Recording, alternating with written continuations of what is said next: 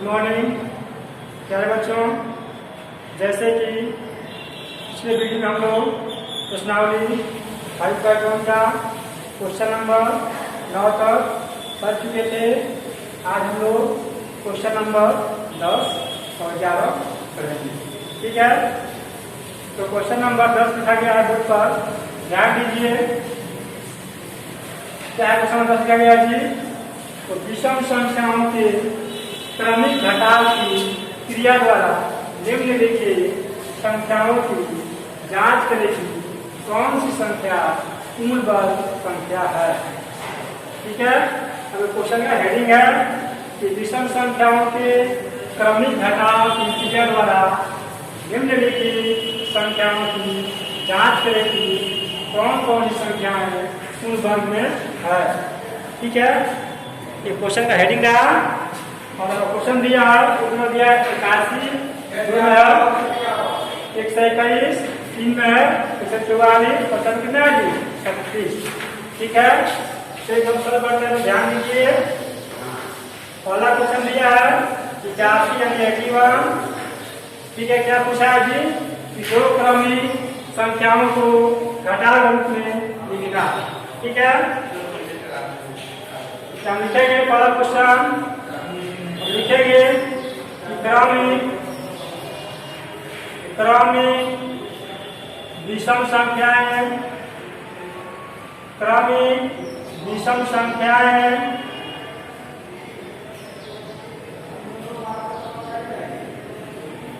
ठीक है, क्या ये क्रमिक विषम संख्या लिखेंगे।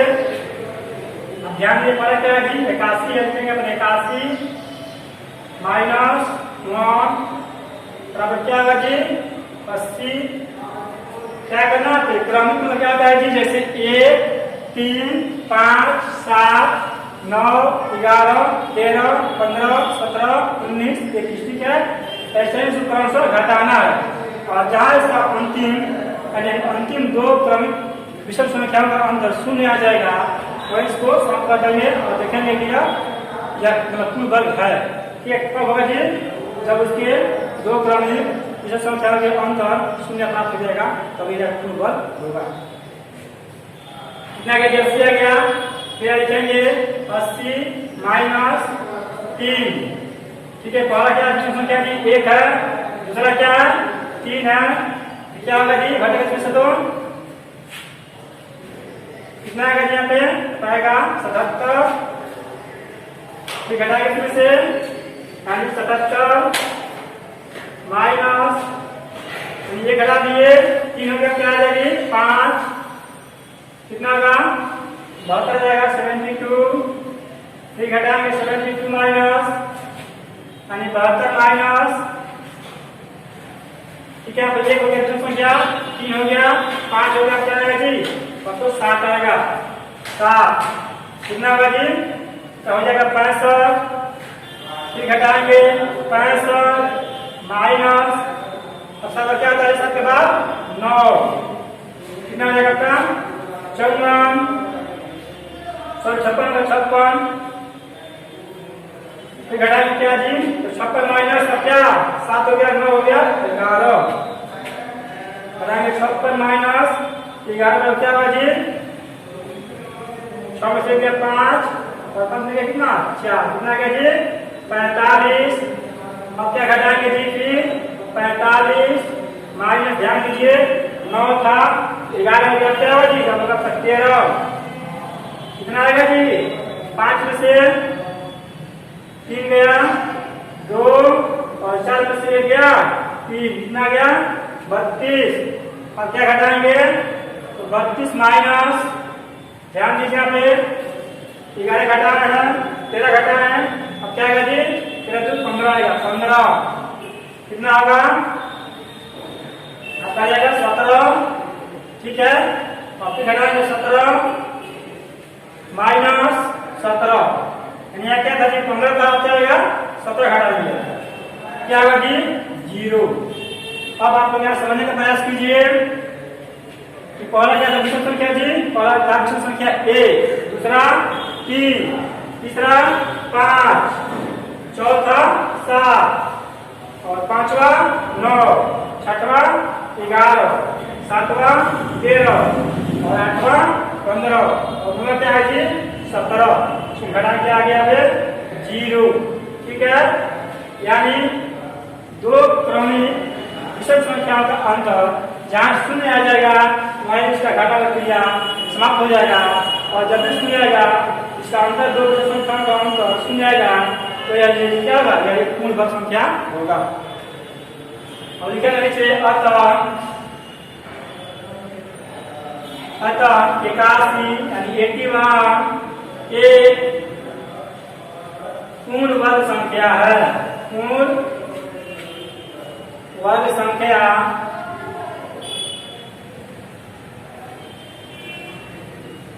है। ठीक है, क्या लिखेंगे था 81 एक पूर्ण वर्ग संख्या है। चलिए क्वेश्चन नंबर 1 हमने सब कर दिए, बचा क्वेश्चन नंबर 2, 3 और 4। ठीक है, इसको समझ लिए हैं। अब क्वेश्चन नंबर 2 पर आंसर कर रहे हैं, आप लोग समझने का प्रयास कीजिएगा, बता रहे हैं। ठीक है, और ये है क्वेश्चन नंबर 2। ऐसे ही इसको हल करना है, सेम प्रक्रिया इसमें लागू होगा।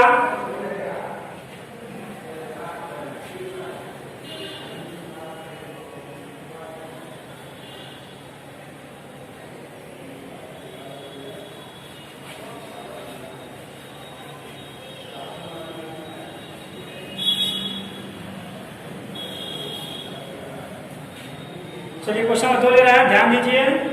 दूसरा क्या है जी 1 से 21, 1 से 21। चलिए इसको भी लिखेंगे 1 से 21। ठीक है, आप लिखेंगे 1 से 21 बराबर लिखेंगे 1 से 21 माइनस 1 वाला क्या है संख्या 1 है, क्या आ जाएगा 120। ठीक है, फिर लिखेंगे 120 माइनस दूसरा क्या है संख्या 3 है, 3 और क्या आएगा जी 117। फिर लिखेंगे 117 माइनस 1 हो गया 3 हो गया, क्या आएगा जी 5, कितना आएगा 112। फिर लिखेंगे 112 माइनस क्या होगा 5 के बाद 7, कितना आ जाएगा जी 105। ठीक है, अब लिखेंगे 105 माइनस क्या लिखेंगे 7 लिखेंगे, इसके बाद क्या आएगा जी 9 आएगा, 9 क्या होगा जी 96 होगा, 96 होगा। फिर लिखेंगे 96 माइनस 9 का क्या आएगा जी 9 के बाद 11 आएगा, संख्या 11 कितना आएगा 6 में से 1 गया 5, 9 में से 1 गया 85। फिर लिखेंगे 85 माइनस क्या करना है जी 11 इसके बाद क्या आएगा 13 कितना आएगा 5 में 3 गया 2, 8 में गया 7, कितना आएगा 72। फिर लिखेंगे 72 माइनस क्या कराएंगे जी 15 यानी 15, कितना आएगा 7 क्या हो जाएगा 5, कितना 57 होगा आपका। ठीक है, चलिए 9 में है 11, 13 और 15, इस बार करेंगे 17, इस बार क्या आएगा जी 17 57 माइनस 17 बराबर क्या होगा जी 40 होगा।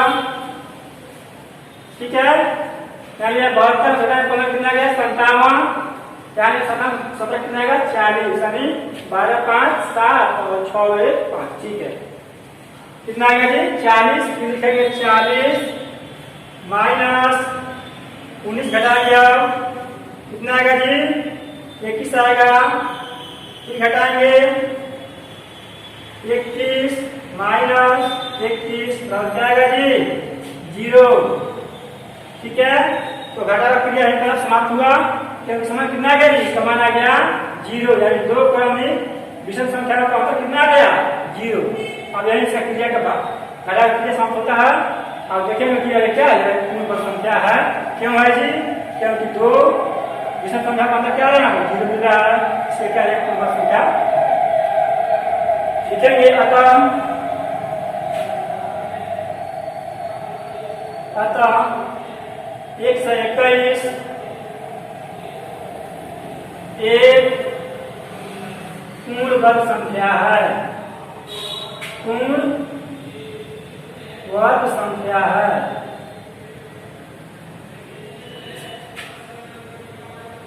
ठीक है, अतः 121 क्या है, एक पूर्ण वर्ग संख्या है। इसी प्रकार आप लोगों को क्वेश्चन नंबर 3 और 4 सॉल्व करना है। हमने क्वेश्चन नंबर 1 और 2 आप लोग बता दिए, इसी के आधार पर लोगों को 3 और 4 को सॉल्व करना है। ठीक है, हम बढ़ते हैं क्वेश्चन नंबर 11 की तरफ। कहते हैं क्वेश्चन नंबर 11 क्या है,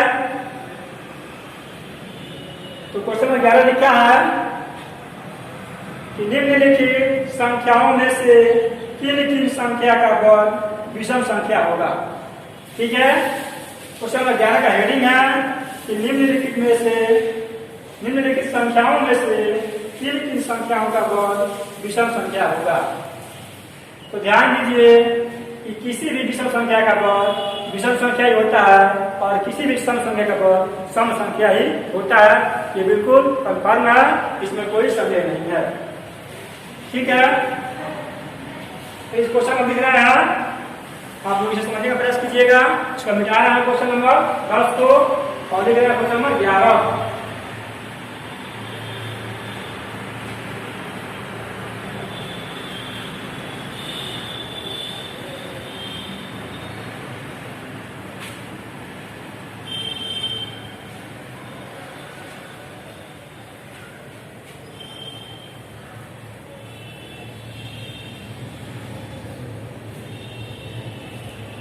क्या दिया, क्वेश्चन में गाना दिया है, निम्नलिखित संख्याओं में से निम्नलिखित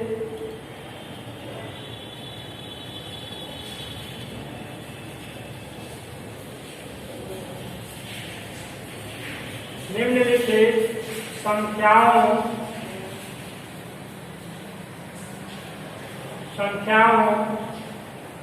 में से निम्नलिखित संख्याओं में से किन किन संख्या का वर्ग किन किन संख्या का वर्ग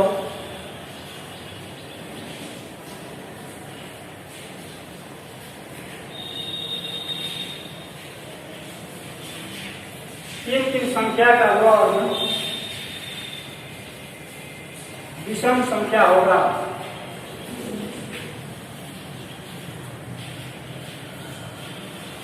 विषम संख्या होगा। ये आपका क्वेश्चन नंबर 11 रहा। संख्या दिया, पहला दिया 531, दूसरा दिया 5436 यानी 5436, तीसरा है 3249, 3249 और चौथा का दिया है 82,004। ठीक है, ये 4 क्वेश्चन दिए गए हैं क्वेश्चन नंबर 11 के तहत।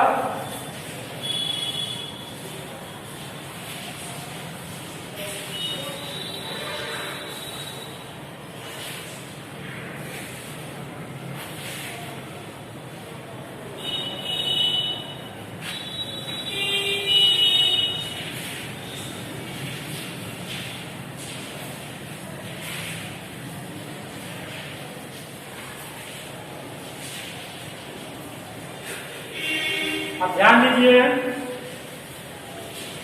कि पूर्ण वर्ग होने के लिए आप लोगों को कुछ शर्त हमें बताए थे।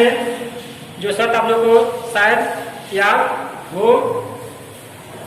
तो बताए थे कि हम जब भी इकाई अंक के स्थान पर 0, 1, 4, 5, 6, 9 में से कोई भी एक अंक हो तो वह संख्या पूर्ण वर्ग होता है। तो पहले हम इस नियम के अनुसार देख लेते हैं इसमें से कौन कौन संख्या जो है पूर्ण वर्ग में है। ठीक है, क्या है इकाई के स्थान पर जी? यहाँ पर आपको 1 दिख रहा है, इसमें आपको 6 है, इसमें आपको 9 है, इसमें क्या है जी? 4 है। तो क्या होना चाहिए? 0, 1, 4, 5, 6, 9 में से कोई भी एक अंक यदि इकाई के स्थान पर हो तो वह संख्या पूर्ण वर्ग होता है। ठीक है, यहाँ देखते हैं कि यहाँ पे क्या है जी? 1 है यहाँ पे। ठीक है, ये क्या पूर्ण वर्ग बिल्कुल है। यहाँ क्या है जी? 6 है, 6 क्या है जी? 6 पूर्ण संख्या है। और यहाँ क्या है जी? 9 है, ये क्या पूर्ण संख्या है। ये क्या है जी? पूर्ण संख्या है। और यहाँ क्या है जी? 4 है, तो क्या है? 4 है। क्या है जी? 1 है, 6 है, 9 इसमें भी 9 है और 4 इसमें भी 4 है। यानी सभी संख्या क्या है जी? तो सभी संख्या आपको पूर्ण संख्या है। ठीक है, यहाँ से आपको स्पष्ट हो गया कि जितनी संख्या दी गई है 4 हो, इसका संख्या क्या है? इसका संख्या आपको पूर्ण वर्ग में दी गई है। अब चलिए अब हम जानेंगे इसमें कौन सा संख्या विषम संख्या का वर्ग है और कौन संख्या सम संख्या का वर्ग है। पहले हम जान गए कि सभी संख्याएं पूर्ण वर्ग में है।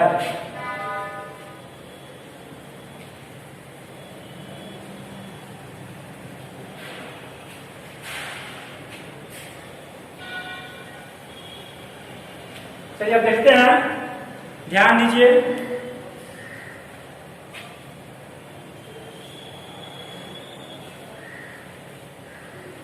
क्या होता है कि किसी भी सम संख्या का वर्ग सम ही होता है और किसी भी विषम संख्या का वर्ग विषम ही होता है। जैसे आप देख रहे हैं ये क्या है जी? इकाई किसका क्या है? इकाई किसका? 1 है। ये क्या है जी? विषम है। और इसका इकाई क्या है जी? 6 है। 6 क्या है जी? सम संख्या है। और इसका इकाई क्या है जी? 9 है। 9 क्या है? विषम संख्या है। और इकाई क्या है जी? 4 है। 4 क्या है? सम संख्या है। यानी हम कह सकते हैं कि कोई भी पूर्ण वर्ग संख्या, कोई भी पूर्ण वर्ग संख्या जिसके इकाई के स्थान पर यदि विषम संख्याएं आई हो तो वह पूर्ण वर्ग संख्या विषम ही होगी। ठीक है, तो वह पूर्ण वर्ग संख्या विषम ही होगी। और जब उसके इकाई के स्थान पर कोई भी विषम संख्या आई हो, या तो 1 या 3 या 5 या 7 या 9 में से कोई भी एक संख्या आई हो तो वह विषम संख्या का ही पूर्ण वर्ग होगा या विषम संख्या का ही पूर्ण वर्गमूल होगा। जैसे आपको दिख रहा है कि क्या ये पूर्ण वर्ग है, इकाई में क्या है जी? 1 है। इकाई का पूर्ण वर्ग है, इकाई का क्या है? 6 है। ये भी आपका पूर्ण वर्ग है, इकाई के स्थान पर 9 है। और आपका ये पूर्ण वर्ग है, यहाँ क्या इकाई के स्थान पर 4 है। यानी 4 और 6 क्या है जी?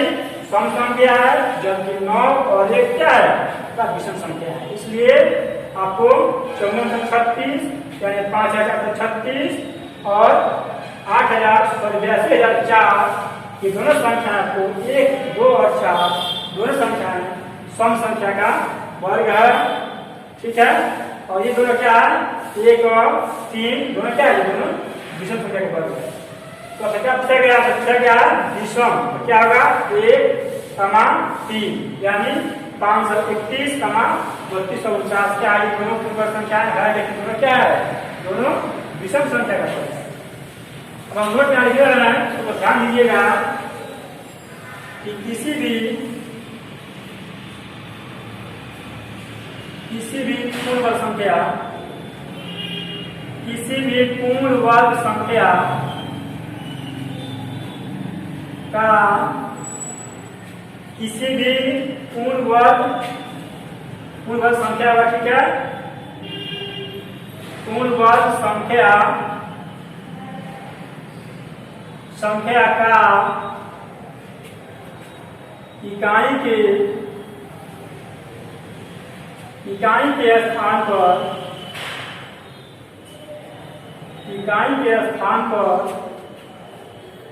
यदि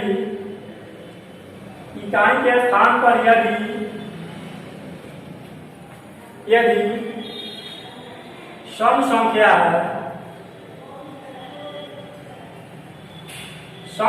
है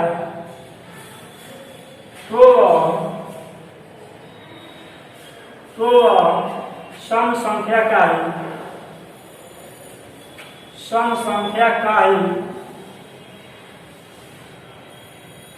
सम संख्या का ही वर्ग होगा।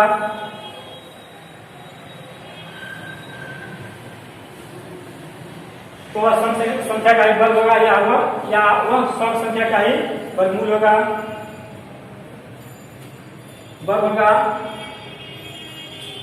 किसी भी पूर्ण वर्ग संख्या का इकाई के स्थान पर यदि सम संख्या है तो वह सम संख्या का वर्ग होगा, जबकि विषम संख्या हो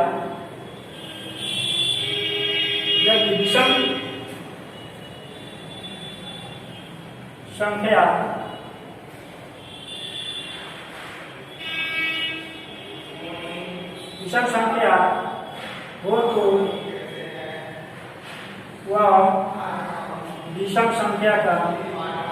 विषम संख्या का वर्ग होगा।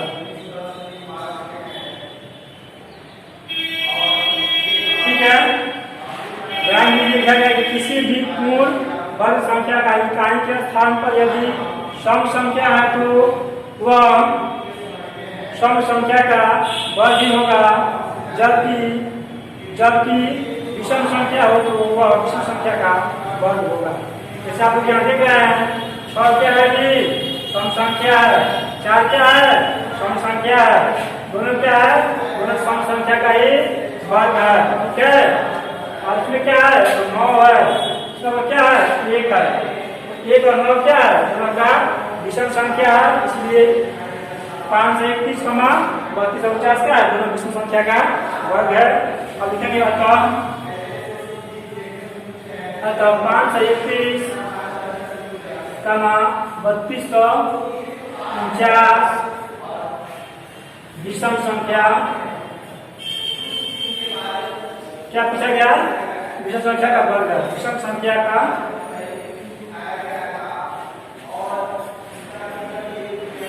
विषम संख्या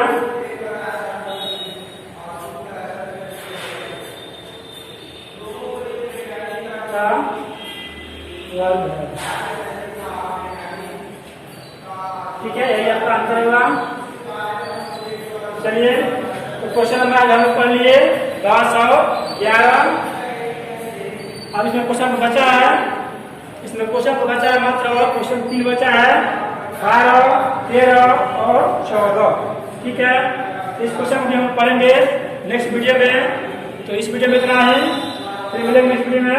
तब तक के लिए धन्यवाद, थैंक यू।